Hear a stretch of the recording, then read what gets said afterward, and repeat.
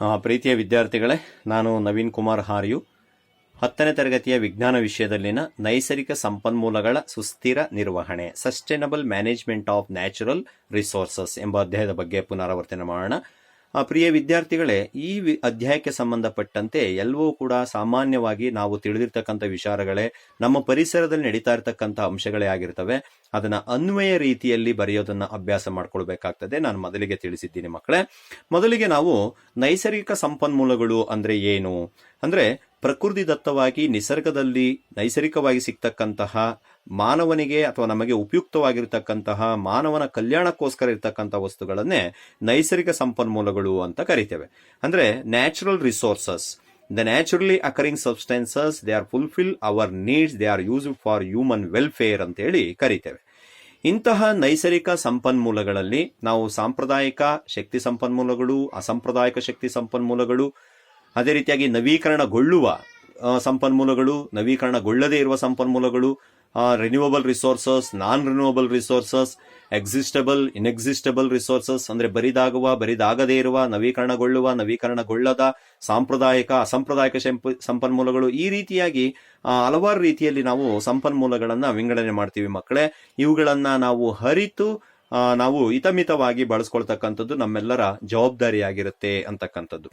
ಇಂತಹ ಒಂದು ಪರಿಸರ ಎಲ್ಲವನ್ನೂ ಕೊಡ್ತಕ್ಕಂಥ ನಮ್ಮ ಪರಿಸರವನ್ನ ರಕ್ಷಣೆ ಮಾಡ್ತಕ್ಕಂಥ ಆದ್ಯ ಕರ್ತವ್ಯ, ಜವಾಬ್ದಾರಿ ನಮ್ಮ ಮೇಲಿರುತ್ತೆ. ಇಂಥ ಒಂದು ಪರಿಸರವನ್ನ ರಕ್ಷಣೆ ಮಾಡ್ಲಿಕ್ಕೋಸ್ಕರ ನಾವು 5R ಗಳನ್ನ ಅನುಸರಿಸಬೇಕಾಗತ್ತೆ. ಇದು ಪರೀಕ್ಷಾ ದೃಷ್ಟಿಯಿಂದ ಬಹಳ ಮುಖ್ಯ ವಿದ್ಯಾರ್ಥಿಗಳೇ. ಒಬ್ಬ ವಿದ್ಯಾರ್ಥಿಯಾಗಿ ನೀನು ಶಾಲೆಯಲ್ಲಿ ಯಾವ ರೀತಿ 5R ಗಳನ್ನ ಬಳಕೆ ಮಾಡ್ಕೊಳ್ತೀಯಾ, ಅಥವಾ ಮನೆಯಲ್ಲಿ 5R ಗಳನ್ನ ಹೇಗೆ ಬಳಕೆ ಮಾಡ್ಕೊಳ್ತೀಯಾ? ನಿಮಗೆ ಜೈವಿಕ ವಿಘಟನೆಗೆ ಒಳಪಡುವ, ಜೈವಿಕ ವಿಘಟನೆಗೆ ಒಳಪಡದೇ ಇರುವ, ಮತ್ತೆ ನವೀಕರಣಗೊಳ್ಳುವ, ನವೀಕರಣಗೊಳ್ಳದೇ ಇರುವ ಅಂದ್ರೆ ಬಯೋಡಿಗ್ರೇಡಬಲ್ ಸಬ್ಸ್ಟೆನ್ಸ್ಗಳು, ನಾನ್ ಬಯೋಡಿಗ್ರೇಡಬಲ್ ಸಬ್ಸ್ಟೆನ್ಸ್ಗಳು, ರಿನ್ಯೂವಬಲ್ ರಿಸೋರ್ಸ್ಗಳು, ನಾನ್ ರಿನ್ಯೂವಬಲ್ ರಿಸೋರ್ಸ್ಗಳ ಒಂದು ಜ್ಞಾನ ಅರಿವು ನಿಮಗಿದ್ರೆ ಖಂಡಿತವಾಗಿಯೂ ಮಕ್ಕಳೇ ಈ ಒಂದು 5Rs ಗಳಿಗೆ ನೀವು ಉತ್ತರವನ್ನು ಬರೀಲಿಕ್ಕೆ ಸಾಧ್ಯತೆ ಇದೆ. ಉದಾಹರಣೆಗೆ ಮೊದಲಿಗೆ ನಿರಾಕರಣೆ. ಯಾವ ವಸ್ತುಗಳನ್ನ ನೀನು ಬಳಕೆಯನ್ನ ನಿರಾಕರಿಸ್ತೀಯ? ಈಗ ಉದಾಹರಣೆಗೆ ಪ್ಲಾಸ್ಟಿಕ್ ಅನ್ನ ನಾವು ನಿರಾಕರಿಸಬಹುದು, ರೆಫ್ಯೂಸ್ ಮಾಡಬಹುದು. ರೆಡ್ಯೂಸ್, ಮಿತ ಬಳಕೆ, ನೀರನ್ನ ನಾವು ಮಿತವಾಗಿ ಬಳಸಬೇಕು, ಹಿತವಾಗಿ ಬಳಸಬೇಕು. ಮತ್ತೆ ಅದೇ ರೀತಿಯಾಗಿ ಮರುಬಳಕೆ ಅಂತಕ್ಕಂಥದ್ದು, ರಿಯೂಸ್, ಪ್ಲಾಸ್ಟಿಕ್ಗಳನ್ನ, ರಬ್ಬರ್ಗಳನ್ನ, ಗ್ಲಾಸ್ ಬಾಟಲ್ಗಳು, ಇಂಥವುಗಳನ್ನೆಲ್ಲ ನಾವು ಮರುಬಳಕೆ ಮಾಡ್ತಕ್ಕಂಥ ಸಾಧ್ಯತೆಗಳಿರ್ತದೆ. ಕೆಲವೊಂದು ಬಟ್ಟೆಗಳು ಇಂಥವುಗಳನ್ನೆಲ್ಲ ನಾವು ಮರುಬಳಕೆ ಮಾಡ್ಲಿಕ್ಕೂ ಸಾಧ್ಯತೆ ಇದೆ, ಮಾಡಬಹುದು. ಮತ್ತು ಮರು ಉದ್ದೇಶಕ್ಕಾಗಿ ಅಂತ ರೀಪರ್ಪೋಸ್, ಕೆಲವು ಪ್ಲಾಸ್ಟಿಕ್ ಬಾಟಲ್ಗಳನ್ನ ಇಂಥವುಗಳನ್ನೆಲ್ಲ ನಾವು ಹಾಗೆ ಬೇಸಾಕೋದ್ಕಿಂತ ನಾವು ಮತ್ತೆ ಮರು ಉದ್ದೇಶಕ್ಕಾಗಿ ಬಳಕೆ ಮಾಡ್ಕೊಳ್ಳಿಕ್ಕೂ ಕೂಡ ಸಾಧ್ಯತೆ ಇದೆ. ಈ ರೀತಿ ರೀಪರ್ಪೋಸ್.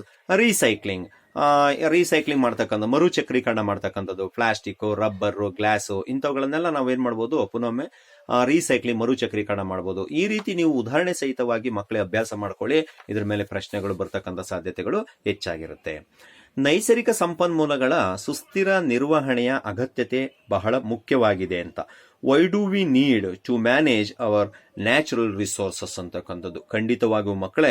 ಯಾಕೆಂದ್ರೆ ಇವತ್ತು ಮೊದಲೇ ಹೇಳಿದಾಗೆ ಮಾನವನಿಗೆ ಉಪಯುಕ್ತವಾಗಿರ್ತಕ್ಕಂಥ ವಸ್ತುಗಳೆಲ್ಲ ಸಿಗೋದು ಪ್ರಕೃತಿಯಲ್ಲಿ ಮಾನವನ ಕಲ್ಯಾಣಕ್ಕೋಸ್ಕರ ಇರ್ತಕ್ಕಂಥವು ಅವುಗಳಾಗಿರ್ತವೆ. ಅವುಗಳನ್ನ ನಾವು ಹಿತಮಿತವಾಗಿ ಬಳಸ್ಕೊಳ್ತಾ ಅವುಗಳ ನಿರ್ವಹಣೆಯನ್ನ ಸುಸ್ಥಿರವಾಗಿ ಮಾಡ್ತಕ್ಕಂಥದ್ದು ನಮ್ಮೆಲ್ಲರ ಆದ್ಯ ಕರ್ತವ್ಯವಾಗಿದೆ ಮಕ್ಕಳೇ.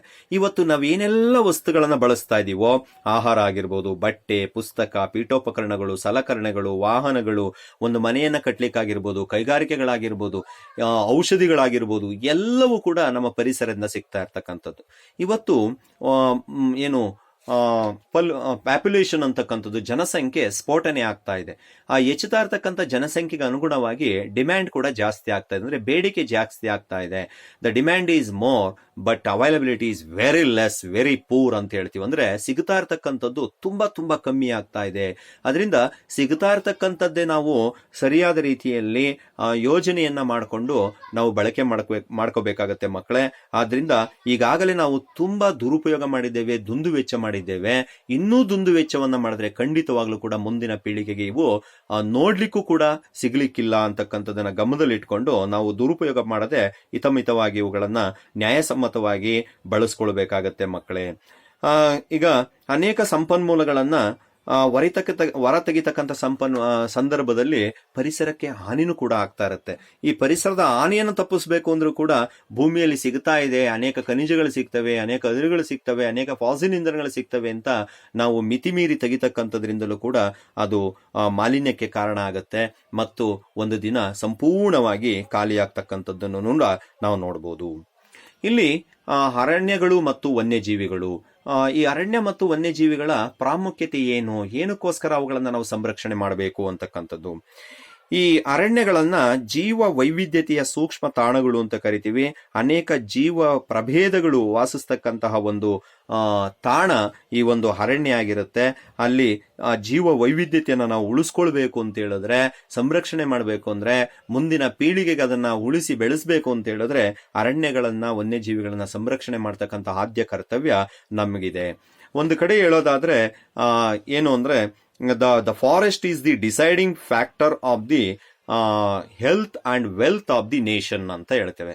ಅಂದ್ರೆ ಒಂದು ರಾಷ್ಟ್ರದ ಆರೋಗ್ಯ ಮತ್ತು ಸಂಪತ್ತನ್ನ ಸೂಚಿಸ್ತಕ್ಕಂಥದ್ದು ಅರಣ್ಯ ಆಗಿರುತ್ತೆ. ಹೇಗೆ ಒಂದು ಅರಣ್ಯ ದಟ್ಟವಾದಂಥ ಅರಣ್ಯ ಇದ್ರೆ ಹಸಿರು ಕಂಗೊಳಿಸುತ್ತೆ, ಒಳ್ಳೆ ಗಾಳಿ ಸಿಗುತ್ತೆ, ಹೆಚ್ಚು ಮಳೆ ಬರುತ್ತೆ, ಒಳ್ಳೆ ಬೆಳೆ ಬರುತ್ತೆ, ಎಕನಾಮಿಕಲಿ ನಾವು ಸಬಲರಾಗಬಹುದು, ಆರ್ಥಿಕವಾಗಿ ಸಬಲರಾಗಬಹುದು ಅಂತಕ್ಕಂಥದ್ದು.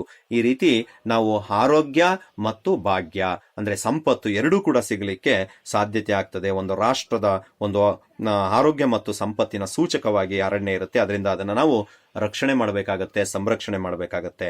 ಇಂಥ ಅರಣ್ಯವನ್ನ ಕಾಪಾಡಲಿಕ್ಕೆ ಅಥವಾ ಅರಣ್ಯದ ಪಾಲುದಾರರು ಯಾರ್ಯಾರು, ಸ್ಟೇಕ್ ಹೋಲ್ಡರ್ಸ್ ಅಂತ ಹೇಳ್ತೀವಿ, ಯಾರ್ಯಾರೆಲ್ಲ ಇರ್ತಾರೆ. ಕಾಡಿನ ಸುತ್ತಮುತ್ತಲು ವಾಸ ಮಾಡ್ತಕ್ಕಂಥ ಜನಗಳು ಅರಣ್ಯದ ಉತ್ಪನ್ನಗಳ ಮೇಲೆ ಅವಲಂಬಿತರಾಗಿರ್ತಾರೆ. ಏನೆಲ್ಲ ಅರಣ್ಯದಿಂದ ಇವರು ಉತ್ಪನ್ನಗಳನ್ನ ಬಳಕೆ ಮಾಡ್ಕೊಳ್ತಾರೆ ಅಂದ್ರೆ, ಉರುವಲಿಗಾಗಿ ಮರಗಳನ್ನ ಬಳಸ್ತಾರೆ, ಸಣ್ಣ ಮರಮುಟ್ಟುಗಳನ್ನ ಬಳಸ್ಕೊಂತಾರೆ, ದನ ಕರುಗಳಿಗೆ ಬೇಕಾದಂತ ಮೇವನ್ನ ಪಡ್ಕೊಳ್ತಾರೆ, ತಮ್ಮ ಗುಡಿಸಲುಗಳನ್ನ ಕಟ್ಕೊಳ್ಳಿಕ್ಕೆ ಬಿದಿರುಗಳನ್ನ ಬಳಸ್ತಾರೆ, ಕೆಲವು ಬುಟ್ಟಿಗಳನ್ನ ತಯಾರು ಮಾಡ್ಲಿಕ್ಕೆ ಬಿದಿರುಗಳನ್ನ ಬಳಸ್ಕೊಳ್ತಾರೆ, ಕೃಷಿಗೋಸ್ಕರ, ಮೀನುಗಾರಿಕೆಗೆ, ಬೇಟೆ ಆಡ್ಲಿಕ್ಕೆ, ಕೆಲವು ಉಪಕರಣಗಳ ತಯಾರಿಕೆಗೋಸ್ಕರ ಮರಗಳನ್ನ ಬಳಸ್ಕೊಂತಾರೆ. ಮತ್ತೆ ಅದೇ ರೀತಿಯಾಗಿ ಅರಣ್ಯದಿಂದ ಸಿಗ್ತಕ್ಕಂಥ ಹಣ್ಣುಗಳನ್ನ, ಬೀಜಗಳನ್ನ, ಔಷಧಿಗಳನ್ನ, ಮೆಡಿಸಿನ್ಸ್ ಆಗಿರ್ಬೋದು, ಫ್ರೂಟ್ಸು, ಸೀಡ್ಸು, ಇವುಗಳನ್ನೆಲ್ಲ ಫೈರ್ವುಡ್, ಫೋಡರ್ ಇವನ್ನೆಲ್ಲ ಬಳಸ್ಕೊಳ್ತಾರೆ ಅಂತಕ್ಕಂಥದ್ದನ್ನ ನಾವು ಅರಣ್ಯದ ಸುತ್ತಮುತ್ತಲಿರುವ ಜನಗಳು. 2 ಅಂಕದ ಪ್ರಶ್ನೆ ವಿದ್ಯಾರ್ಥಿಗಳೇ ಇದು. ಮತ್ತೆ ಇನ್ಯಾರೆಲ್ಲ ಪಾಲುದಾರರಿದ್ದಾರೆ ಅಂತ ಹೇಳಿದ್ರೆ, ನಂಬರ್ 2 ಅರಣ್ಯ ಇಲಾಖೆ. ಅರಣ್ಯ ಇಲಾಖೆ ಅರಣ್ಯದ ಜಾಗದ ಒಡೆತನವನ್ನ ಹೊಂದಿರುತ್ತೆ, ಅದರ ರಕ್ಷಕರು ಅವರಾಗಿರ್ತಾರೆ, ಅರಣ್ಯ ಸಂಪತ್ತನ್ನ ಕಾಪಾಡ್ತಕ್ಕಂಥವ್ರು. ಮತ್ತೆ ಕಾರ್ಖಾನೆಗಳ ಮಾಲೀಕರು, ಕೈಗಾರಿಕೋದ್ಯಮಿಗಳು, ಇವರೆಲ್ಲರೂ ಕೂಡ ಅರಣ್ಯದ ಉತ್ಪನ್ನಗಳನ್ನ ಕಚ್ಚಾ ವಸ್ತುಗಳಾಗಿ ಬಳಸ್ಕೊಳ್ತಾರೆ. ಇನ್ನು ವನ್ಯಜೀವಿ ಮತ್ತು ನಿಸರ್ಗವನ್ನ ಪ್ರೀತಿಸುವ ಉತ್ಸಾಹಿಗಳು, ನಿಸರ್ಗವಾದಿಗಳು, ಪ್ರಕೃತಿವಾದಿಗಳು, ಪರಿಸರ ಪ್ರೇಮಿಗಳು ಅಂತಕ್ಕಂಥವ್ರು ಇವೆಲ್ಲರೂ ಕೂಡ ಏನು ಸ್ಟೇಕ್ ಹೋಲ್ಡರ್ಸ್ ಅಂದ್ರೆ ಅರಣ್ಯದ ಪಾಲುದಾರರು ಅಂತೇಳಿ ನಾವು ಕರಿತೇವೆ. ಇಲ್ಲಿ ಕೈಗಾರಿಕೆಗಳು ಕೂಡ ಅರಣ್ಯದ ಉತ್ಪನ್ನಗಳನ್ನ ಬಳಸ್ಕೊಳ್ತಾರೆ. ಎಲ್ಲೆಲ್ಲಿ ಅಂತ ನಾವು ನೋಡೋದಾದ್ರೆ, ಕಾಗದದ ಕಾರ್ಖಾನೆ ಆಗಿರ್ಬೋದು, ಮರದ ಕೈಗಾರಿಕೆಗಳಾಗಿರ್ಬೋದು, ಹರಗಿನ ಕೈಗಾರಿಕೆ, ಕ್ರೀಡಾ ಸಾಮಗ್ರಿಗಳನ್ನ ತಯಾರು ಮಾಡ್ಲಿಕ್ಕಾಗಿರ್ಬೋದು, ಪೀಠೋಪಕರಣಗಳನ್ನ ತಯಾರು ಮಾಡ್ಲಿಕ್ಕಾಗಿರ್ಬೋದು, ಅರಣ್ಯದ ಉತ್ಪನ್ನಗಳನ್ನೇ ಬಳಸ್ಕೊಳ್ತಾರೆ. ಈ ಪರಿಸರ ಪ್ರೇಮಿಗಳು ಅಂತ ಏನ್ ಹೇಳ್ತೀವೋ ಇವರು ಆ ಪರಿಸರದ ನೈಸರ್ಗಿಕ ಸಂಪನ್ಮೂಲಗಳನ್ನ, ಕಾಡಿನ ರಕ್ಷಣೆಗಾಗಿ ಹೋರಾಟವನ್ನ ಮಾಡ್ತಾ ಬರ್ತಿರ್ತಕ್ಕಂಥವ್ರು, ನೀರು, ನೆಲ, ಜಲಕ್ಕೋಸ್ಕರ ಹೋರಾಟವನ್ನ ಮಾಡ್ತಕ್ಕಂಥವ್ರು ಆ ಪರಿಸರ ಪ್ರೇಮಿಗಳು. ಉದಾಹರಣೆಗೆ ಹೇಳ್ಬೇಕು ಅಂದ್ರೆ, ಅಮೃತಾದೇವಿ ಬಿಷ್ಣೋಯ್ ಅಂತಕ್ಕಂಥವ್ರು ಕೇಜ್ರಾಲಿ ಹಳ್ಳಿಯಲ್ಲಿನ ಕೇಜ್ರಿ ಮರಗಳ ಉಳಿವಿಗಾಗಿ ಹೋರಾಟವನ್ನ ಮಾಡಿದಂಥವ್ರು, ತಮ್ಮ ಜೀವವನ್ನೇ ತ್ಯಾಗ ಮಾಡಿದವರು. ಇವರ ಒಂದು ನೆನಪಿಗೋಸ್ಕರ ಭಾರತ ಸರ್ಕಾರ ವನ್ಯಜೀವಿ ಸಂರಕ್ಷಣೆಗಾಗಿ ಅಮೃತಾದೇವಿ ಬಿಷ್ಣೋಹಿ ರಾಷ್ಟ್ರೀಯ ಪ್ರಶಸ್ತಿಯನ್ನು ಕೊಡ್ತಾ ಇದೆ ಅಂತಕ್ಕಂತಹ ಮಾಹಿತಿ ನಿಮಗಿರ್ಲಿ ಮಕ್ಕಳೇ. ಅದೇ ರೀತಿ ನಾವು ಚಿಪ್ಕೋ ಆಂದೋಲನ ಯಾಕೆ ನಡೀತು, ಹೇಗ್ ನಡೀತು, ಎಲ್ಲಿ ನಡೀತು ಅಂತಕ್ಕಂಥದ್ದು, ಅದರ ಉಸ್ತುವಾರಿಯನ್ನ ಸುಂದರ್ಲಾಲ್ ಬಹುಗುಣ ಬಗ್ಗೆ ನೀವು ಕೂಡ ತಿಳ್ಕೊಳ್ತಕ್ಕಂಥದ್ದು. ಅದೇ ರೀತಿಯಾಗಿ ಎಲ್ಲರೂ ಕೂಡ ಗೊತ್ತಿರ್ತಕ್ಕಂತಹ ಸಾಲು ಮರದ ತಿಮ್ಮಕ್ಕ, ಇವೆಲ್ಲ ಬಹು ಆಯ್ಕೆ ಪ್ರಶ್ನೆಗಳಿಗೆ ಬರ್ತಕ್ಕಂಥದ್ದು, ಮಾಹಿತಿ ಇರಲಿ ಅಂತಕ್ಕಂಥ ರೀತಿಯಲ್ಲಿ ನಾನು ತಿಳಿಸ್ತಾ ಇದ್ದೀನಿ ಮಕ್ಕಳೇ. ಅದೇ ರೀತಿ ನರ್ಮದಾ ಬಚಾವೋ, ಮೇಧಾ ಪಾಟ್ಕರ್ ಇವರ ಬಗ್ಗೆನೂ ಕೂಡ ಮಾಹಿತಿ ಇರಲಿ ಅಂತ. ನೀರಿನ ನಿರ್ವಹಣೆ. ನೀರು ಅಂತಕ್ಕಂಥದ್ದು ಪ್ರತಿಯೊಂದು ಜೀವ ಸಂಕುಲಕ್ಕೂ ಕೂಡ ಬಹಳ ಅವಶ್ಯಕವಾಗಿರ್ತಕ್ಕಂತಹ ಒಂದು ಭೌತಿಕ ಅವಶ್ಯಕತೆ, ಬೇಸಿಕ್ ನೀಡ್ಸ್ ಅಂತ ಹೇಳ್ಬಿಟ್ಟು ಕರಿತೀವಿ. ನೀರು ಅಂತಕ್ಕಂಥದ್ದು ಒಂದು ರೀತಿ ಹೇಳ್ಬೇಕು ಅಂದ್ರೆ ಜೀವ ಜಲನೇ ಹೌದು ಅಂತಕ್ಕಂಥದ್ದು ನಿಮಗೆಲ್ಲ ಗೊತ್ತಿದೆ ಮಕ್ಕಳೇ. ಇದನ್ನ ನಮ್ಮ ಮಾನ್ಸೂನ್ ಮಾರುತಗಳು ಭಾರತದಲ್ಲಿ ಮಳೆಯನ್ನ ತರ್ತಕ್ಕಂಥದ್ದು. ಮತ್ತೆ ಇವುಗಳನ್ನ ಸಂಗ್ರಹಿಸಲಿಕ್ಕೆ ಇಂದಿನ ಕಾಲದಿಂದಲೂ ಕೂಡ ಅಣೆಕಟ್ಟುಗಳನ್ನ, ಕೆರೆಗಳನ್ನ, ಕಾಲುವೆಗಳನ್ನ, ನದಿಗಳನ್ನ ನಾವೆಲ್ಲ ನೋಡ್ತಾ ಇದ್ದೇವೆ. ಇವುಗಳ ಮೂಲಕ ನೀರನ್ನ ಸಂಗ್ರಹಿಸಿಕೊಂಡು ನಾವು ಬಳಕೆ ಮಾಡ್ತಾ ಇರ್ತೀವಿ. ಈ ಸಂಗ್ರಹಿತ ನೀರನ್ನ ನಾವು ಕಟ್ಟುನಿಟ್ಟಾಗಿ ಬಳಕೆ ಮಾಡಬೇಕಾಗತ್ತೆ ಮತ್ತು ಅವುಗಳ ಮಿತಿಮೀರಿದ ಬಳಕೆಯನ್ನು ಕೂಡ ನಾವು ನಿಯಂತ್ರಿಸಬೇಕಾಗತ್ತೆ.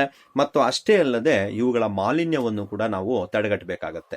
ಉದಾಹರಣೆಗೆ ಒಂದು ನೀರಿನ ಒಂದು ಆಕಾರ, ಉದಾಹರಣೆ ಗಂಗಾ ನದಿ ಇವತ್ತು ಮಾಲಿನ್ಯದಿಂದ ಕೂಡಿದೆ ಅನ್ನೋದನ್ನ ಸೂಚಿಸ್ತಕ್ಕಂಥ ಒಂದು ಸೂಚಕ ಯಾವ್ದಪ್ಪ ಅಂದ್ರೆ ಅದರಲ್ಲಿ ಇರ್ತಕ್ಕಂಥ ಒಂದು ಬ್ಯಾಕ್ಟೀರಿಯಾ ಕೋಲಿಫಾರ್ಮ್ ಅಂತಕ್ಕಂಥದ್ದು. ಜ್ಞಾಪಕ ಇರಲಿ ಮಕ್ಕಳೇ, 1 ಅಂಕದ ಪ್ರಶ್ನೆಗೋಸ್ಕರ ನೀರು ಮಲಿನಗೊಂಡಿದೆ ಎಂಬುದನ್ನು ತೋರಿಸ್ತಕ್ಕಂತಹ ಬ್ಯಾಕ್ಟೀರಿಯಾ ಕೋಲಿಫಾರ್ಮ್ ಅಂತಕ್ಕಂಥದ್ದು.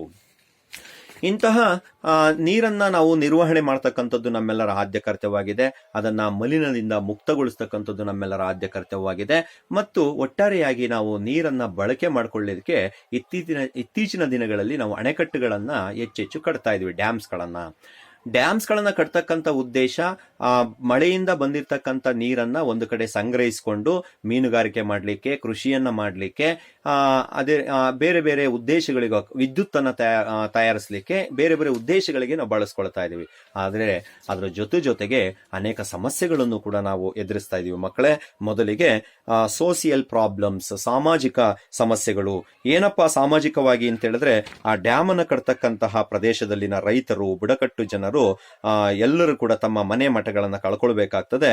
ಸಾಕಷ್ಟು ಪರಿಹಾರವನ್ನ ಕೊಡ್ಲಿಕ್ಕಾಗ್ದಲೇನೆ ಅವರು ಪುನರ್ವಸತಿ ಸೌಕರ್ಯಗಳನ್ನೂ ಕೂಡ ಕಲ್ಪಿಸಿಕೊಳ್ಳದೆ ಅವರು ಬೇರೆ ಕಡೆ ಸ್ಥಳಾಂತರಗೊಳ್ಬೇಕಾಗ್ತದೆ. ಇದು ಸಾಮಾಜಿಕ ಸಮಸ್ಯೆ. ಅದೇ ರೀತಿಯಾಗಿ ಎಕನಾಮಿಕಲ್ ಪ್ರಾಬ್ಲಮ್ಸ್, ಆರ್ಥಿಕ ಸಮಸ್ಯೆಗಳು. ಹೆಚ್ಚಿನ ಸಾರ್ವಜನಿಕ ಹಣವನ್ನ ಇಲ್ಲಿ ನಾವು ಬಳಕೆ ಮಾಡ್ಕೊಳ್ತೀವಿ ಅಂತಕ್ಕಂಥದ್ದು. ಮತ್ತೆ ಪರಿಸರದ ಸಮಸ್ಯೆಗಳು ಅಂದ್ರೆ ಎನ್ವೈರನ್ಮೆಂಟಲ್ ಪ್ರಾಬ್ಲಮ್ಸ್ ಅಂತ ಹೇಳಿದ್ರೆ, ಇದರಿಂದ ಅಪಾರ ಪ್ರಮಾಣದ ಅರಣ್ಯ ನಾಶ ಆಗುತ್ತೆ, ಅನೇಕ ಜೀವ ವೈವಿಧ್ಯತೆಗಳು ನಾಶ ಆಗ್ತದೆ, ಬಯೋಡೈವರ್ಸಿಟಿ ಮೇಲೆ, ಫಾರೆಸ್ಟ್ ಮೇಲೆ ಇದು ಪರಿಣಾಮವನ್ನ ಬೀರುತ್ತೆ ಮಕ್ಕಳೇ. ಇವು ಕೂಡ ಬಹು ಆಯ್ಕೆ ಪ್ರಶ್ನೆಗಳಿಗೆ ಬೇಕಾಗತ್ತೆ. ನಿಮ್ಮ ಜ್ಞಾಪಕದಲ್ಲಿ ಇರ್ಲಿ, ಅಭ್ಯಾಸ ಮಾಡ್ಕೊಳ್ಳಿ ಒಮ್ಮೆ ಅಂತ. ಇನ್ನು ಬಹಳ ಮುಖ್ಯವಾಗಿ ನಾವೆಲ್ಲರೂ ಕೂಡ ಮಳೆ ನೀರು ಕೊಯ್ಲು ಪದ್ಧತಿಯನ್ನ ಅನುಸರಿಸ್ತಾ ಇದ್ದೀವಿ. ಏನಪ್ಪಾ ಅಂತ ಹೇಳಿದ್ರೆ, ಆ ಮಳೆಗಾಲದಲ್ಲಿ ಬರ್ತಕ್ಕಂತಹ ಮೇಲ್ಛಾವಣಿಯಲ್ಲಿ ಬಿದ್ದಂತ ನೀರನ್ನ ಮನೆಯ ಪಕ್ಕದಲ್ಲಿ ಒಂದು ತೊಟ್ಟಿಯನ್ನ ಮಾಡಿ ಅದನ್ನ ನೀರನ್ನ ಸಂಗ್ರಹಿಸಿಟ್ಕೊಂಡು ನಮ್ಮ ಬಳಕೆಗೋಸ್ಕರ ಬಳಸ್ತಕ್ಕಂಥದ್ದು, ಸ್ವಚ್ಛತೆಗೋಸ್ಕರ ಅಥವಾ ಸಸ್ಯೋದ್ಯಾನಗಳಿಗೋಸ್ಕರ, ಮನೆಯಲ್ಲಿ ಸುತ್ತಮುತ್ತ ಇರ್ತಕ್ಕಂಥ ತೋಟಗಾರಿಕೆಗಳಿಗೋಸ್ಕರ ನಾವು ಬಳಸ್ಕೊಳ್ಬಹುದು. ಪುರಾತನ ಕಾಲದಿಂದಲೂ ಕೂಡ ಈ ಮಳೆ ನೀರಿನ ಕೊಯ್ಲನ್ನ ಮಾಡ್ಕೊಂಡು ಬಂದಿದ್ದಾರೆ. ಕೆಲವಾರು ಉದಾಹರಣೆಗಳನ್ನು ಹೇಳೋದಾದ್ರೆ, ರಾಜಸ್ಥಾನದಲ್ಲಿನ ಕಾದಿನ್ ಕೆರೆಗಳು, ನಾದಿಸ್ಗಳು, ಮಹಾರಾಷ್ಟ್ರದಲ್ಲಿ ಬಾಂದಾರ ಮತ್ತು ತಾಲು, ಮಧ್ಯಪ್ರದೇಶ ಮತ್ತು ಉತ್ತರ ಪ್ರದೇಶದಲ್ಲಿನ ಬುಂದೀಸ್ಗಳು, ಬಿಹಾರದಲ್ಲಿನ ಅಹಾರ್ ಮತ್ತು ಫೈನ್ಗಳು, ಹಿಮಾಚಲ ಪ್ರದೇಶದಲ್ಲಿನ ಕುಲ್ಸ್ಗಳು, ಜಮ್ಮುವಿನ ಕಂಡಿ ಪಟ್ಟಿಯಲ್ಲಿನ ಕೊಳಗಳು, ತಮಿಳುನಾಡಿನಲ್ಲಿನ ಏರಿಗಳು ಅಥವಾ ಕೆರೆಗಳು, ಕೇರಳದಲ್ಲಿನ ಸುರಂಗಗಳು, ಕರ್ನಾಟಕದಲ್ಲಿನ ಕಟ್ಟೆಗಳು. ಈ ರೀತಿ ನಾವು ಹಲವಾರು ರೀತಿಯಲ್ಲಿ ಬಾವಿ, ಕೆರೆ ಇತ್ಯಾದಿ ಕಡೆ ನಾವು ನೀರನ್ನ ಸಂಗ್ರಹಿಸಿಟ್ಕೊಂತೀವಿ.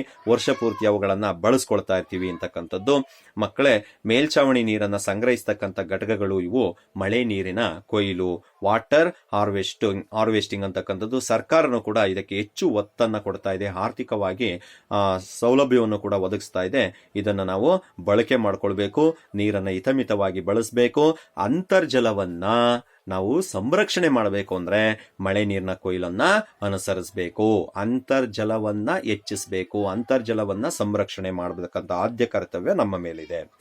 ಇನ್ನ ಕಲ್ಲಿದ್ದಲು ಮತ್ತು ಪೆಟ್ರೋಲಿಯಂ ಅಂದ್ರೆ ಇವು ಸಾಂಪ್ರದಾಯಿಕ ಶಕ್ತಿ ಸಂಪನ್ಮೂಲಗಳಾಗಿರ್ತವೆ, ನವೀಕರಣಗೊಳ್ಳದೇ ಇರುವ ಸಂಪನ್ಮೂಲಗಳಾಗಿರ್ತವೆ, ಬರಿದಾಗುವ, ಮುಗಿದು ಹೋಗುವ ಸಂಪನ್ಮೂಲಗಳು, ನಾನ್ ಕನ್ವೆನ್ಷನಲ್ ಸೋರ್ಸಸ್ಗಳು, ನಾನ್ ರಿನ್ಯೂವಬಲ್ ರಿಸೋರ್ಸಸ್ಗಳು ಮತ್ತು ಎಕ್ಸಿಸ್ಟಬಲ್ ರಿಸೋರ್ಸಸ್ ಅಂತೇಳಿ ಕರಿತೀವುಗಳನ್ನ ಬರಿದಾಗ್ತವೆ ಅಂತಕ್ಕಂಥದ್ದು. ಮತ್ತೆ ಸಿಗೋದಿಲ್ಲ, ಇವು ಮತ್ತೆ ಸಿಗಬೇಕು ಅಂದ್ರೆ ಸಾವಿರಾರು ಲಕ್ಷಾಂತರ ವರ್ಷಗಳೇ ಬೇಕಾಗ್ತದೆ ಅಂತ. ಇವುಗಳನ್ನ ದಹಿಸೋದ್ರಿಂದ, ಕಂಬರ್ಷನ್ ಮಾಡೋದ್ರಿಂದ, ಬರ್ನ್ ಮಾಡೋದ್ರಿಂದ ನಮಗೆ ನೀವು ಅನೇಕ ವಿಷಾನಿಲಗಳು, ನೈಟ್ರೋಜನ್ ಡೈಆಕ್ಸೈಡ್ ಆಗಿರ್ಬೋದು, ಆಕ್ಸೈಡ್ ಆಗಿರ್ಬೋದು, sulphur dioxide, carbon dioxide, carbon monoxide ಅಂತ ಅನಿಲಗಳು ಬರ್ತವೆ. ಈಗಾಗಲೇ ಗೊತ್ತಿದೆ, ನೈಟ್ರೋಜನ್ ಡೈಆಕ್ಸೈಡ್, ಸಲ್ಫರ್ ಡೈಆಕ್ಸೈಡ್ ಅಂತ ಅನಿಲಗಳು ವಾತಾವರಣಕ್ಕೆ ಸೇರಿ ಮಳೆ ನೀರಿನೊಂದಿಗೆ ಸೇರಿ ಆಮ್ಲ ಮಳೆ ಬರುತ್ತೆ. ಅದರಿಂದ ಆಗ್ತಕ್ಕಂತಹ ತೊಂದರೆಗಳೇನು ಅಂತಕ್ಕಂತಹ ಅರಿವು ನಾವು ಇಂದಿನ ತರಗತಿಗಳಲ್ಲಿ ತಿಳ್ಕೊಂಡಿದೀವಿ ಮಕ್ಕಳೇ. ನಂತರ ಕಾರ್ಬನ್ ಡೈಆಕ್ಸೈಡ್ ನಿಂದ ಹಸಿರು ಮನೆ ಪರಿಣಾಮ ಹೇಗುಂಟಾಗತ್ತೆ, ಅದರಿಂದ ಆಗ್ತಕ್ಕಂಥ ತೊಂದರೆಗಳೇನು ಅಂತಕ್ಕಂತಹ ಅದು ಕೂಡ ನಿಮಗೆ ಗೊತ್ತಿದೆ. ಅದನ್ನು ಕೂಡ ನೀವು ಅಭ್ಯಾಸ ಮಾಡ್ಕೊಳ್ಳಿ. ಅದೇ ರೀತಿ ಬಹಳ ಮುಖ್ಯವಾಗಿ ಕಾರ್ಬನ್ ಮೊನಾಕ್ಸೈಡ್ ನೋಡಿ, ಯಾವುದೇ ಫಾಸಿಲ್ ಇಂಧನಗಳನ್ನ ನಾವು ಸುಟ್ಟಾಗ ಅದಕ್ಕೆ ಬೇಕಾದಂತಹ ಆ ಪ್ರಮಾಣದಲ್ಲಿ ಆಮ್ಲಜನಕ ದೊರಕದೇ ಇದ್ದಂತ ಸಂದರ್ಭದಲ್ಲಿ, ಅಂದ್ರೆ ಆಮ್ಲಜನಕದ ಕೊರತೆ ಆದಾಗ ಕಾರ್ಬನ್ ಮೊನಾಕ್ಸೈಡ್ ಬಿಡುಗಡೆಯಾಗುತ್ತೆ. ಕಾರ್ಬನ್ ಮೊನಾಕ್ಸೈಡ್ ಒಂದು ವಿಷ ಅನಿಲ.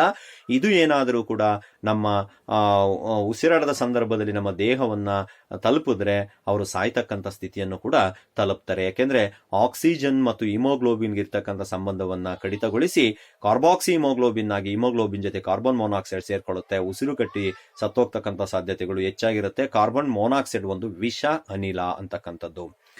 ಸೊ ಅದರಿಂದ ಫಾಸಿಲ್ ಇಂಧನಗಳ ಬಳಕೆಯನ್ನ ಕಡಿಮೆ ಮಾಡಬೇಕು.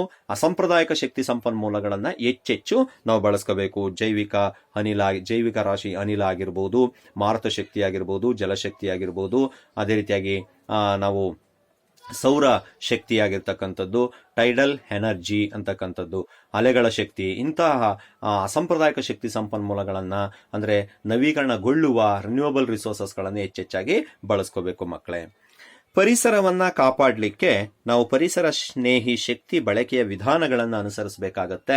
ಏನೆಲ್ಲ ಪರಿಸರ ಸ್ನೇಹಿ ಶಕ್ತಿ ಬಳಕೆಯ ವಿಧಾನಗಳನ್ನ ನೀವು ಅನುಸರಿಸ್ತೀರಿ ಅಂತ ಹೇಳೋದಾದ್ರೆ, ಮನೆಯಲ್ಲಿ ವಿದ್ಯುತ್ತನ್ನ ಬಳಕೆಯನ್ನ ಆದಷ್ಟು ಕಡಿಮೆ ಮಾಡಬೇಕು ಅಂತಕ್ಕಂಥದ್ದು, ಬಸ್ಗಳಲ್ಲಿ ಹೆಚ್ಚು ಪ್ರಯಾಣವನ್ನ ಮಾಡಬೇಕು, ತಮ್ಮ ವೈಯಕ್ತಿಕ ವಾಹನಗಳಾದ ಕಾರ್ಗಳನ್ನ ಬಳಕೆಯನ್ನ ಕಡಿಮೆ ಮಾಡಬೇಕು, ನಡಿಗೆ ಅಥವಾ ಸೈಕಲ್ ಬಳಸುವುದು ಹೆಚ್ಚು ಸೂಕ್ತ.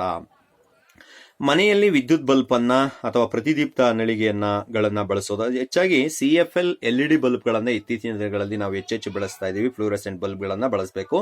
ಇನ್ಕ್ಯಾಂಡಿಸಲ್ ಬಲ್ಬ್ಗಳ ಬಳಕೆಯನ್ನ ಆದಷ್ಟು ಕಡಿಮೆ ಮಾಡಬೇಕು. ಲಿಫ್ಟ್ಗಳನ್ನ ಹೆಚ್ಚು ಬಳಸೋದಕ್ಕಿಂತ ಕಾಲ್ನಡಿಗೆಯಲ್ಲಿ ಮೆಟ್ಟಿಲುಗಳನ್ನ ಬಳಸೋದು ಬಹಳ ಸೂಕ್ತ. ಚಳಿಯ ದಿನಗಳಲ್ಲಿ ಒಂದು ಹೆಚ್ಚುವರಿ ಸ್ವೆಟರ್ಗಳನ್ನ ಧರಿಸ್ತಕ್ಕಂಥದ್ದು ಬಹಳ ಸೂಕ್ತ. ಉಷ್ಣೋತ್ಪತ್ತಿ ಉಪಕರಣಗಳ ಬಳಕೆಯನ್ನ ಆದಷ್ಟು ಕಡಿಮೆ ಮಾಡಬೇಕು. ಯಾಕೆಂದ್ರೆ ಹೆಚ್ಚು ವಿದ್ಯುತ್ತನ್ನ ಅವು ಬಳಕೆ ಮಾಡ್ಕೊಳ್ತವೆ ಅಂತಕ್ಕಂಥದ್ದು. ಮತ್ತೆ ನಾವು ಈ ಬೇಸಿಗೆ ಸಂದರ್ಭದಲ್ಲಿ ಹೆಚ್ಚೆಚ್ಚು ಫ್ಯಾನ್ಗಳನ್ನ ಬಳಸೋದಕ್ಕಿಂತ ನಾವು ಮೇಲ್ಛಾವಣಿಯಲ್ಲಿ ಚಿಕ್ಕ ಚಿಕ್ಕ ಸಸ್ಯಗಳನ್ನ ನಾವು ಬಳಸೋದ್ರಿಂದ ನಮ್ಮ ಮನೆಗೆ ಯಾವಾಗಲೂ ಕೂಡ ತಂಪಾಗಿರುತ್ತೆ. ಆ ಒಂದು ಎಲೆಕ್ಟ್ರಿಸಿಟಿಯನ್ನ ನಾವು ಕಡಿಮೆ ಮಾಡಬಹುದು, ವಿದ್ಯುತ್ ಬಳಕೆಯನ್ನ ತಪ್ಪಿಸ್ಬೋದು, ಫ್ಯಾನ್ಗಳ ಬಳಕೆಯನ್ನ ತಪ್ಪಿಸ್ಬೋದು ಅಂತಕ್ಕಂಥದ್ದು ಕೂಡ ನಿಮಗೆ ಗೊತ್ತಿರಲಿ. ಅದೇ ರೀತಿಯಾಗಿ ಪೆಟ್ರೋಲಿಯಂ ಅಥವಾ ಇಂತಹ ಫಾಸಿಲ್ ಇಂಧನಗಳ ಬಳಕೆಯನ್ನ ಆದಷ್ಟು ನಾವು ಕಡಿಮೆ ಮಾಡಬೇಕು ಅಂತಕ್ಕಂಥದ್ದು. ಈ ನಿಟ್ಟಿನಲ್ಲಿ ಪರಿಸರ ಸ್ನೇಹಿ ಮಾಲಿನ್ಯ ಮುಕ್ತವಾಗಿರ್ತಕ್ಕಂಥ ಯಾವುದೇ ಕೆಲಸಗಳನ್ನ ನಾವು ಮಾಡಲಿಕ್ಕೆ ಅಡ್ಡಿ ಇಲ್ಲ ಮಕ್ಕಳೇ. ಪ್ಲಾಸ್ಟಿಕ್ ಬಳಕೆಯನ್ನ ಆದಷ್ಟು ಸಾಧ್ಯವಾದಷ್ಟು ನಾವು ರೆಫ್ಯೂಸ್ ಮಾಡಬೇಕು, ನಿರಾಕರಿಸಬೇಕು. ನಾವು ಬಟ್ಟೆಯ ಬ್ಯಾಗ್ಗಳನ್ನೇ ಬಳಸಬೇಕು. ಈ ರೀತಿಯಾಗಿ ನಾವು ಅನೇಕ ಪ್ರಶ್ನೆ ಪತ್ರಿಕೆಗಳನ್ನು ನೀವು ನೋಡಿದಂಥ ಸಂದರ್ಭದಲ್ಲಿ ಎಲ್ಲವೂ ಕೂಡ ಅನ್ವಯ ಪ್ರಶ್ನೆಗಳೇ ಆಗಿರ್ತವೆ. ನಿಮ್ಮ ದಿನನಿತ್ಯದ ಅನುಭವಕ್ಕೆ ಬರ್ತಕ್ಕಂತಹ ಉತ್ತರಗಳೇ ಆಗಿರ್ತವೆ ಮಕ್ಕಳೇ. ನೀವು ಒಮ್ಮೆ ಒಂದ್ಸಲಿ ಓದ್ಕೊಳ್ಳಿ, ಅಭ್ಯಾಸ ಮಾಡ್ಕೊಳ್ಳಿ. ಅನೇಕ ಪ್ರಶ್ನೆ ಪತ್ರಿಕೆಗಳಿರ್ತಕ್ಕಂಥ ಪ್ರಶ್ನೆಗಳನ್ನು ನೀವು ಒಂದು ಸಲಿ ನೋಡಿ ಬರೆದಿಟ್ಕೊಂಡ್ರೆ, ಪಟ್ಟಿ ಮಾಡಿಟ್ಕೊಂಡ್ರೆ ನಿಮಗೆ ಬಹಳ ಸುಲಭ ಆಗುತ್ತೆ ಹೆಚ್ಚು ಅಂಕಗಳನ್ನು ಗಳಿಸಲಿಕ್ಕೆ ಅಂತ ಹೇಳ್ತಾ ಧನ್ಯವಾದಗಳು. Thank you.